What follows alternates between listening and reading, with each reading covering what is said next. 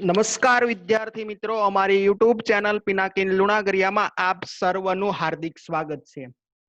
આજે આપણે ધોરણ 10 માં સાયન્સ એન્ડ ટેકનોલોજી સબ્જેક્ટમાં ચેપ્ટર નંબર 10 પ્રકાશ પરાવર્તન અને વક્રીભવન લાઇટ રિફ્લેક્શન એન્ડ રિફ્રેક્શન નો અભ્યાસ કરીશું. આજના લેક્ચર નંબર 8 માં લેન્સનું સૂત્ર, લેન્સની મોટવણી, લેન્સનો પાવર અને લેક્ચરના અંતમાં લેન્સના પાવર સાથે સંકળાયેલા કેટલાક દાખલાઓનો અભ્યાસ કરીશું. તો આજનો લેક્ચર શરૂ કરીએ એ પહેલા અમારી યુટ્યુબ ચેનલ પિનાકિન લુણાગરિયાને સબસ્ક્રાઇબ કરો અને બેલ આઇકન ઉપર ક્લિક કરો કે જેથી આવનારા નવા વિડીયોના નોટિફિકેશન આપને મળતા રહે.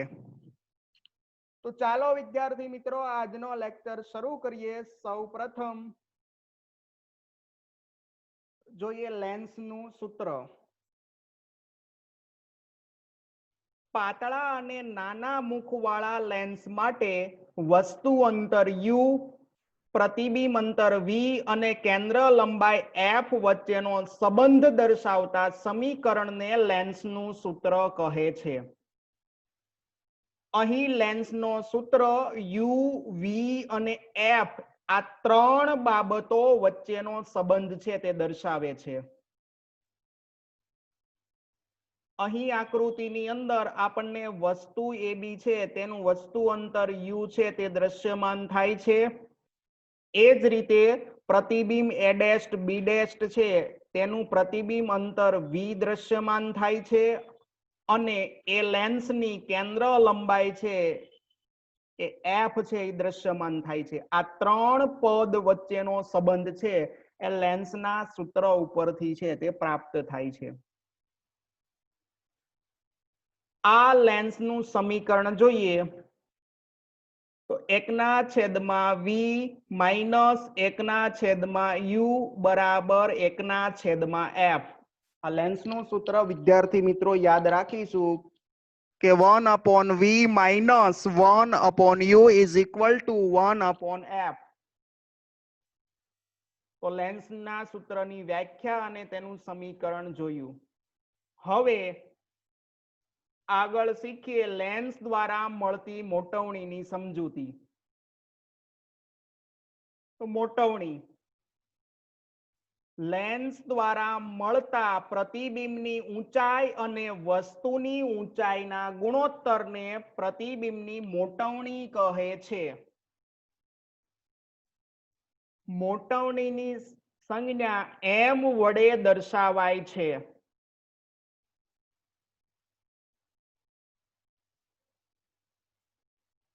જો વસ્તુની ઊંચાઈ h હોય અને લેન્સ વડે મળતા પ્રતિબિંબની ઊંચાઈ h' હોય તો લેન્સ દ્વારા મળતી મોટવણી m બરાબર પ્રતિબિંબ ઊંચાઈ છેદમાં વસ્તુની ઊંચાઈ બરાબર h'/h. માટે એમ કહી શકાય કે મોટવણી m બરાબર h'/h. લેન્સની મોટવણી વસ્તુ અંતર u અને પ્રતિબિંબ અંતર v સાથે સંબંધિત છે. મોટવણી સાથેનો આ સંબંધ નીચે મુજબ દર્શાવી શકાય કે મોટવણી m બરાબર h' છેદમાં h બરાબર v/u. તો મોટવણીનું સૂત્ર બન્યું m બરાબર v/u. v એટલે પ્રતિબિંબ અંતર અને u એટલે વસ્તુ અંતર. તો આમ વિદ્યાર્થી મિત્રો અહીં મોટવણીમાં આપણે મોટવણીની વ્યાખ્યા, તેની સંજ્ઞા અને તેના સૂત્રોની માહિતી મેળવી. હવે આગળ શીખીએ લેન્સનો પાવર. પ્રકાશના કિરણોને અભિસરણ કે અપસરણ કરવાની ક્ષમતા તેની કેન્દ્ર લંબાઈ પર આધાર રાખે છે. ટૂંકી કેન્દ્ર લંબાઈનો બહિર્ગોળ લેન્સ પ્રકાશના કિરણોને મોટા કોણે વાંકા વાળે છે અને તેની પ્રકાશીય કેન્દ્રોની નજીક કેન્દ્રિત કરે છે. અહીં આકૃતિમાં ટૂંકી તરંગ લંબાઈ વાળો એક બહિર્ગોળ લેન્સ દર્શાવેલો છે અને એ જ રીતે એક મોટી કેન્દ્ર લંબાઈ વાળો બહિર્ગોળ લેન્સ દર્શાવેલો છે. પ્રથમ લેન્સની કેન્દ્ર લંબાઈ ટૂંકી છે જ્યારે બીજો લેન્સ છે નીચે તરફનો તેની કેન્દ્ર લંબાઈ મોટી છે. આ જ રીતે ટૂંકી કેન્દ્ર લંબાઈનો અંતર્ગોળ લેન્સ પ્રકાશને મોટી કેન્દ્ર લંબાઈના લેન્સ કરતા વધારે અપસરણ કરે છે.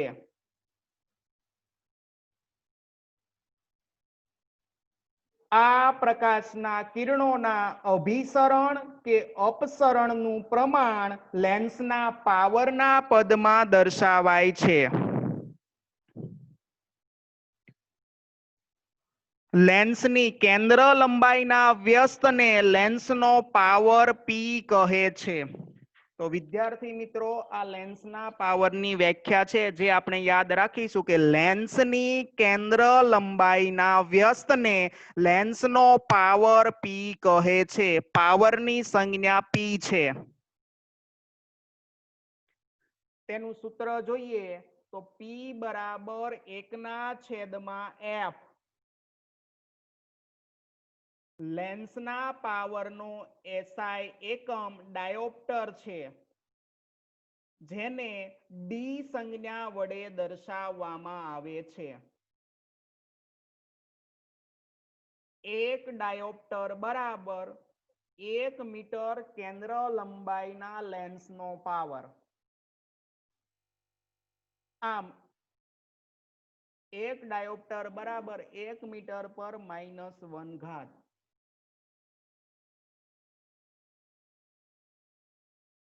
આગળ જોઈએ તો બહિર્ગોળ લેન્સની કેન્દ્ર લંબાઈ ધન હોવાથી તેનો પાવર ધન મળે છે અને અંતર્ગોળ લેન્સની કેન્દ્ર લંબાઈ ઋણ હોવાથી અંતર્ગોળ લેન્સનો પાવર ઋણ હોય છે.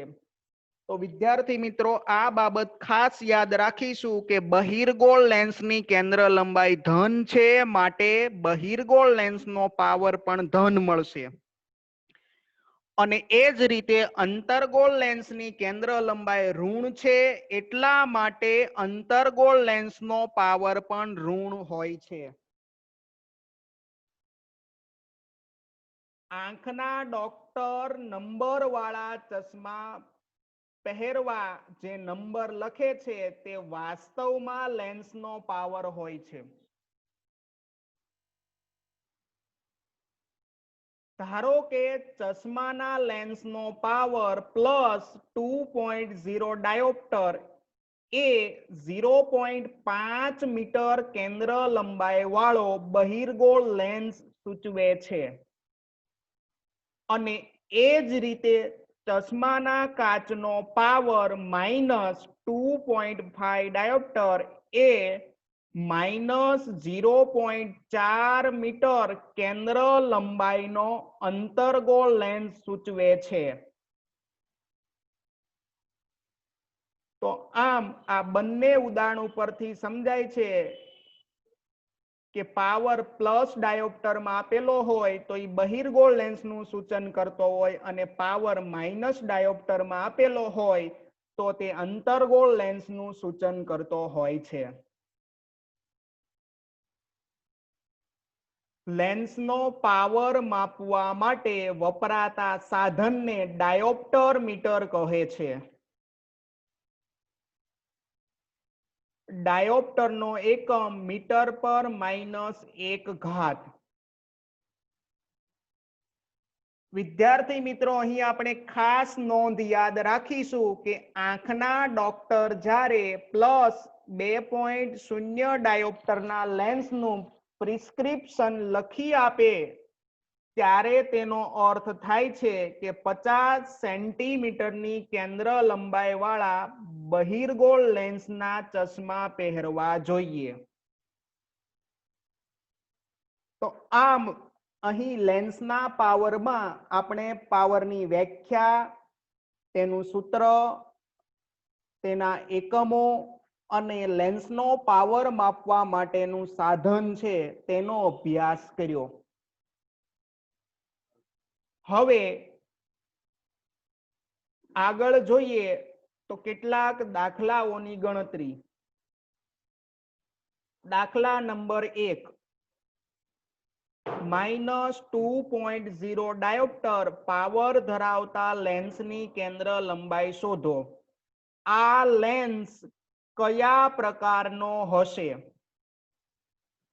તો સૌ પ્રથમ દાખલાની રકમ વાંચી લીધા પછી તેમાં જે કાંઈ માહિતી આપેલી છે, જે કાંઈ કિંમતો આપેલી છે અને જે કાંઈ રાશિઓ આપેલી છે એ તમામ રાશિઓને આપણે સંજ્ઞાના સ્વરૂપમાં છે તે લખીશું કે જેથી કરી અને આપણને કયા પ્રકારના સૂત્રનો ઉપયોગ કરવો તેનો ખ્યાલ છે તે આવે. અહીં પાવર આપેલો છે, પાવર P બરાબર મૂકેલું છે -2.0 ડાયોપ્ટર. કેન્દ્ર લંબાઈ f શોધવાની છે અને એ જ રીતે લેન્સનો પ્રકાર પણ મેળવવાનો છે. તો કેન્દ્ર લંબાઈ f મેળવવા માટે આપણે અહીં લેન્સના પાવરનું સૂત્ર છે એનો ઉપયોગ કરીશું. P બરાબર 1/f. અહીં f મેળવવાનું છે એટલા માટે f ને સૂત્રનો કરતા કરવો પડશે. પાવર P બરાબર આપેલું છે -2.0 માટે -2.0 બરાબર 1/f માટે f બરાબર -1/2 બરાબર -0.50 મીટર. તો આમ કેન્દ્ર લંબાઈ f બરાબર -50 સેન્ટીમીટર છે તે મળે.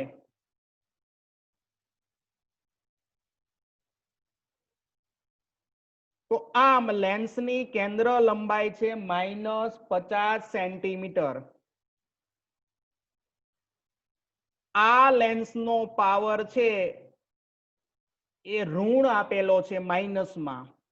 અને વિદ્યાર્થી મિત્રો આપણે અગાઉ શીખી ગયા કે જો પાવર ઋણ હોય કે કેન્દ્ર લંબાઈ ઋણ હોય તો એ લેન્સ અંતર્ગોળ લેન્સ છે તે ગણાય છે. તો આમ આ લેન્સનો પ્રકાર છે અંતર્ગોળ લેન્સ. હવે જોઈએ દાખલા નંબર 2. એક ગોલીય અરીસાની વક્રતા ત્રિજ્યા 20 સેન્ટીમીટર છે, તેની કેન્દ્ર લંબાઈ કેટલી હશે? તો વક્રતા ત્રિજ્યા આપેલી છે 20 સેન્ટીમીટર અને વક્રતા ત્રિજ્યા પરથી કેન્દ્ર લંબાઈ શોધવાની છે. તો સૌ પ્રથમ આપણે અહીં આપેલી જે કાંઈ રાશિઓ છે એ તેમને સંજ્ઞાના સ્વરૂપમાં દર્શાવી દઈશું. અહીં r બરાબર 20 સેન્ટીમીટર આપેલું છે, f બરાબર શોધવાનું છે. હવે f શોધવાનું સૂત્ર છે f બરાબર r/2. વિદ્યાર્થી મિત્રો આપણે જાણીએ છીએ કે કોઈ પણ અરીસાની કેન્દ્ર લંબાઈ વક્રતા ત્રિજ્યા કરતા અડધા મૂલ્યની હોય છે, માટે f બરાબર r/2 સૂત્રનો ઉપયોગ કરીશું. માટે f બરાબર r ની કિંમત આપેલી છે 20, તો f બરાબર 20 ના છેદમાં 2 બરાબર 10 સેન્ટીમીટર. તો અહીં આપણને કેન્દ્ર લંબાઈ 20 સેન્ટીમીટર છે તે મળી.